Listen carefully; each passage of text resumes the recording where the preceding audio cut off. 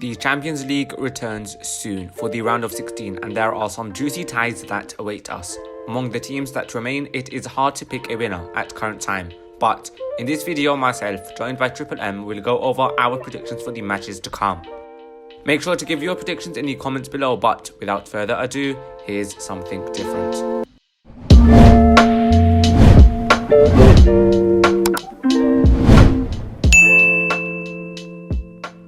To start off with, Sporting Lisbon against Manchester City.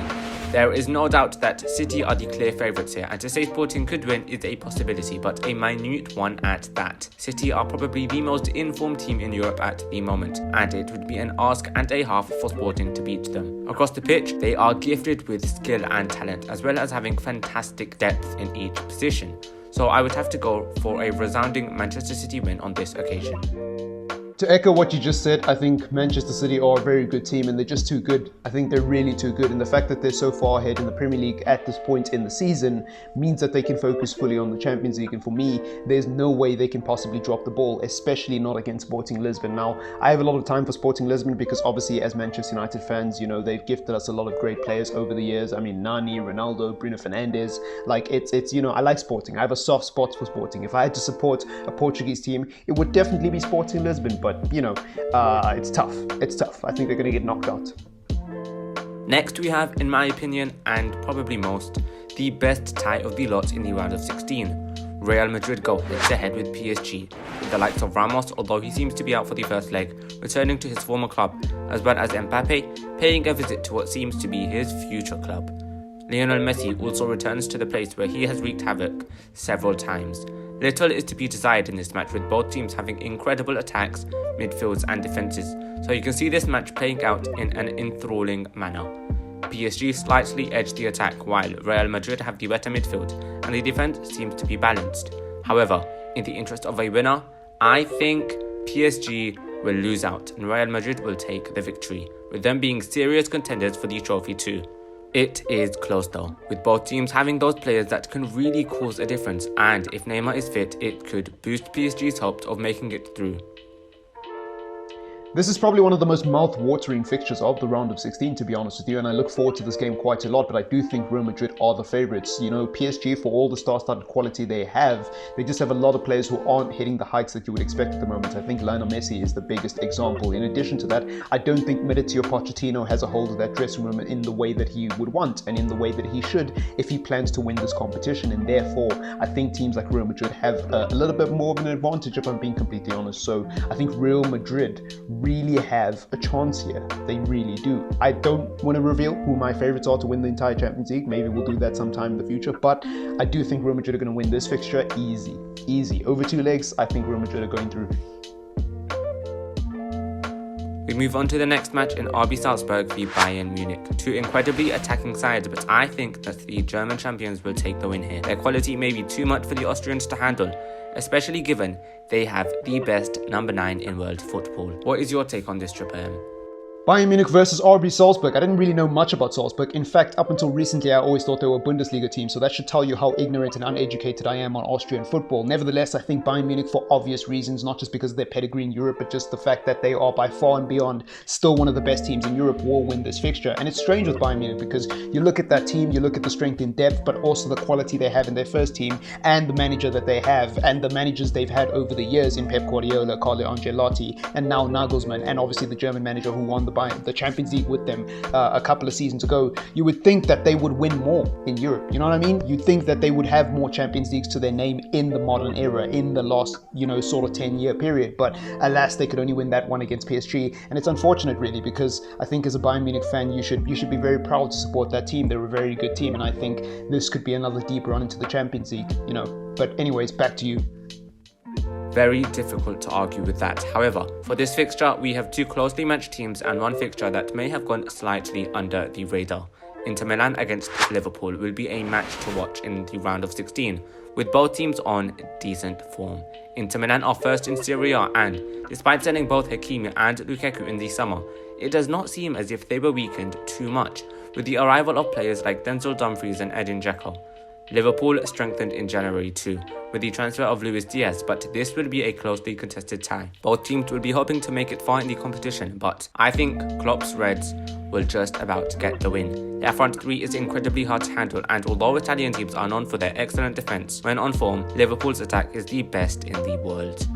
Inter Milan versus Liverpool. I think this is easily in the top 3 for most eagerly anticipated fixtures in this round of 16. Obviously top 2 if you're a Liverpool fan. I think Manchester United fans will have something to say about that, and maybe some neutrals will have something to say about that, because Atletico Madrid versus Manchester United I think is an interesting game, as well as Real Madrid versus PSG. But anyways, Inter Milan, I think ever since the departure of the Italian stallion Antonio Conte, I don't think they're the same team. And Romelu Lukaku was a big part of their strike force. I think him leaving as well has left a gaping hole up front. So really, this is Liverpool's game to lose. I don't think Inter have the quality to really impose themselves and be the big team and be the dominant side in this game. I think it's going to be very much about how Liverpool turn up. And the thing about Liverpool is, I think they've been on a steady decline ever since they won the Premier League and the Champions League. I don't think they've been the same team, but I still do maintain that their starting 11, as long as all their best players are fit, they can do anything. And in fairness to Liverpool, Mo Salah and Mane went to the AFCON and they haven't dropped points as much as people thought they would, right? They've been good, they've been solid. So Liverpool might not even need Mo Salah and Mane to beat Inter Milan, if we're being fair, based on, recent weeks. So, yeah. From a closely contested match to one I believe will be a clean sweep. Former French champions Lille take on Champions League trophy holders Chelsea, this being the most ideal team Chelsea could have hoped to draw after finishing second in their group, and they managed to draw them twice. Despite winning League 1 last season, Lille have been out of sorts this season, sitting mid-table, and you can't really see them denting a Chelsea side at current time. Yes, they may be missing some key players like Reece James and Chilwell, but Chelsea have the quality to hurt Lille, and Tuchel will have them ready for this tie in a well and organised fashion.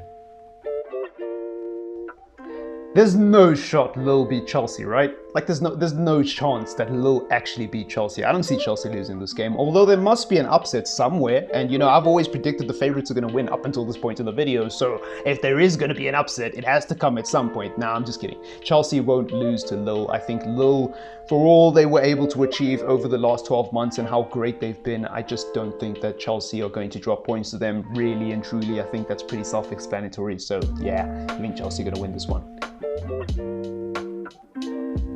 Moving on from this, another tie that would seem to be close as Villarreal play Juventus. Both sides aren't in the greatest of forms, but the Italians have just recently signed Dusan Vlahovic, which would push them to be favourites in this fixture. Last year's Europa League winners have quality in attack too, and that is why I am backing them for an upset, as I believe Villarreal will be able to progress to the next round while stunning Juventus. Vlahovic and Zakaria are huge pluses for the team from Italy, but I believe Unai Emery will manage a way around them to get to the quarterfinals of the Champions League. What's your take on this? Yeah, at this point, we might as well just, not be doing a video together because we seem to have the same opinions. I 100% agree with you on Unai Emery. I think that Juventus have been in steady decline ever since they ever since they made the final, against Barcelona in 2016, or was it 2015? I think it was, in the Champions League. They've been in decline ever since, right? They haven't won a Serie A title in over 2 years, which for Juventus should be sounding alarm bells for all Juve fans across the globe. I mean, we're talking about a team here that literally won 9 Serie A titles in a row in the decade prior to that, right? Like, this is a team that dominates Italy, and now they're currently set 4th in February. Nah, man, get out of here with that. I think Unai Emery is going to take it. Respect Unai Emery. I think he's a tactician. I think they'll be the better technical side. I think they will create not as many chances as Juventus, but they will take advantage of the few chances they do create. And I think that's ultimately what's going to lead to Juventus getting knocked out. I think Juventus is going to create chances, but they're not going to take them. And Villarreal are going to be the better side over the 2 legs. That's the prediction I'm going with. Now to the final 2 ties in this year's round of 16 in the Champions League, as Ajax take on Benfica. Erik ten Hag has his Dutch side playing some expansive and attacking football, while the Portuguese side are led by Nelson Versimo, but they seem to be in a state of limbo. Champions League football next season will be a push for them as they sit 3rd in Liga NOS, and this really sways me towards the Dutch side. So yes, I think Ajax will make it through. You know what? Just for the sake of being spicy, I'm going to predict a Benfica win. I know Ten Hag is an amazing manager. I know Ajax are in great form. I know he has like a 76% win rate with Ajax, and he's won 5 trophies, and he's this amazing manager that Manchester United fans absolutely love. They probably have orgasms every time they watch Ajax play, but honestly, I'm going to be spicy and say Benfica are going to win. Credit to Benfica as they have some crazy good attacking talent, but Ajax seem excellent at the moment.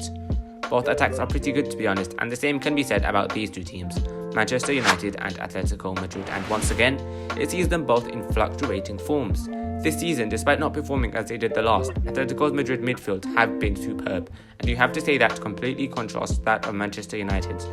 The defence will also have to fix up, as clean sheets this season seem to be a scarcity for the Red Devils. To the Spanish side now, with players like Rodrigo de Paul, Mateus Cunha and Angel Correa all in superb form, they will provide a match worth watching. The low block that the Argentinian has his side playing seems to be one of the many ways to stop this United teams. I reckon Manchester United will make it through. A close match, I can see one of the games concluding 0-0, but when a side has Ronaldo, you can never really discount a moment of magic. This one's a tough one.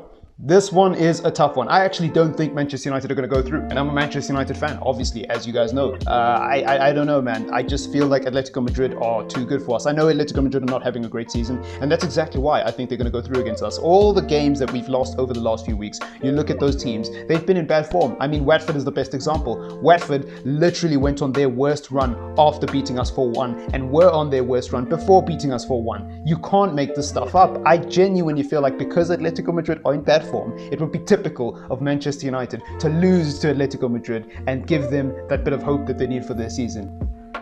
Wow. One match that is difficult to decide, but I'm just surprised you went the other way with it. Fair play. Those are our predictions, but let us know yours down below. Don't forget to check out Trxple M's channel. The link is in the description below. If you enjoyed the video, make sure to hit that like button and subscribe. Until next time though, goodbye.